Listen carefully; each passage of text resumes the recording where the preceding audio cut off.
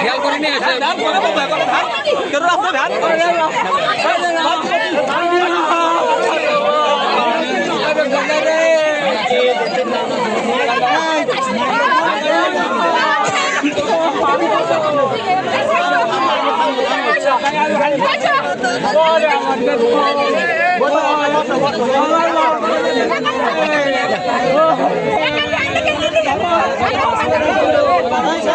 ভাই ভাই আপনি তো আপনাদের বাড়ি না, আপনাদের বাসা এক জায়গায় তো।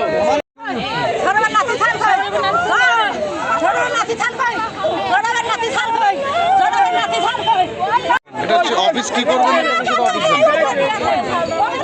অটোমেটিক গরম হয়ে যায়।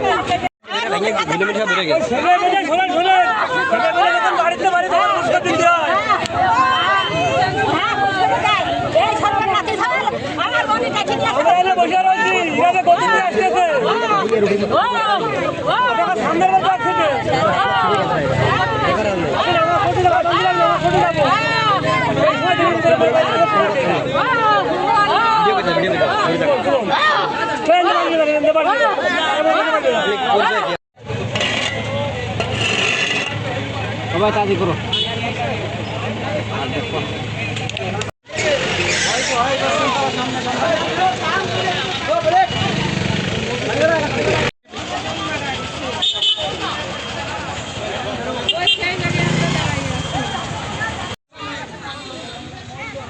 এ কিসে মারেছে দাদা?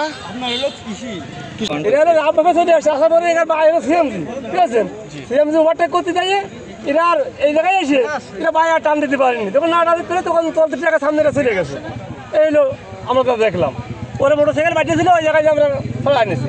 এখন আমার ভাগ্নে সন্ধ্যার মনে হয় 5-6 মিনিট আগে বাসা থেকে বের হয়েছে তেল নেওয়ার উদ্দেশ্যে।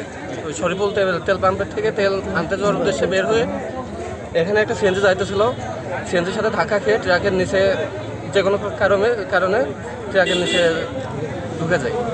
ঢুকে যাওয়ার পর দুজনের জায়গায় মারা যায়। একজনের মাথার উপর দিয়ে চাকা চলে যায়, তার দেখার মতো কিছুই নাই অবস্থা।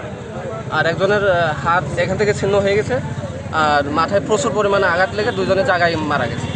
আমার সম্পর্কে আমার বোনের ছেলে হয়, আমার ভাগ্নে হয় সম্পর্কে। তারা মূলত খুবই অর্থনৈতিকভাবে খুবই দুর্বল।